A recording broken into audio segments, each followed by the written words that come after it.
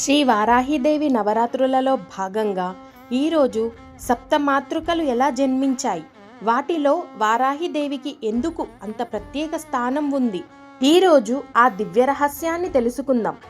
ఒకప్పుడు అధర్మం భూమిపై విపరీతంగా పెరిగింది. దుష్ట రాక్షసులు దేవతలను, ఋషులను, భక్తులను బాధించడం ప్రారంభించారు. వారిని ఎదుర్కొనేటువంటి శక్తి దేవతలకు లేదు.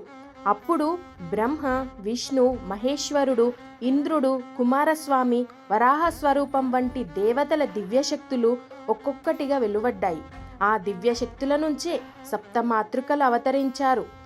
వారు బ్రహ్మ నుండి బ్రాహ్మీదేవి, శివుని నుండి మహేశ్వరీదేవి, కుమారస్వామి నుండి కౌమారిదేవి, మహావిష్ణువు నుండి వైష్ణవిదేవి, వరాహ అవతారం నుండి వారాహిదేవి, ఇంద్రుని నుండి ఇంద్రాణిదేవి, దుర్గాదేవి నుండి చాముండిదేవి అవతరించారు. వీరందరిలో వరాహ అవతార శక్తి నుంచి వచ్చినటువంటి వారాహిదేవి అపారమైన శౌర్యంతో, చేతుల్లో దివ్య ఆయుధాలతో ప్రత్యక్షమైంది. యుద్ధరంగంలో వారాహి అమ్మవారు రాక్షస సైన్యాలను భయపెట్టి అధర్మాన్ని నాశనం చేసి ధర్మాన్ని రక్షించింది.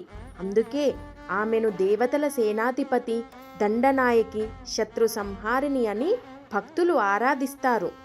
సప్తమాతృకలలో మహాపరాక్రమశాలిగా వెలిగేటువంటి శ్రీ వారాహిదేవిని భక్తితో ప్రార్థిస్తే ధైర్యం, విజయం, శత్రు నివారణ కలుగుతాయని అందరి యొక్క విశ్వాసం. సప్తమాతృకలు వివిధ దేవతల శక్తి స్వరూపాలుగా అవతరించారని దేవి మహత్యం, మత్స్యపురాణం, వరాహ పురాణం వంటి గ్రంథాల్లో చెప్పబడింది.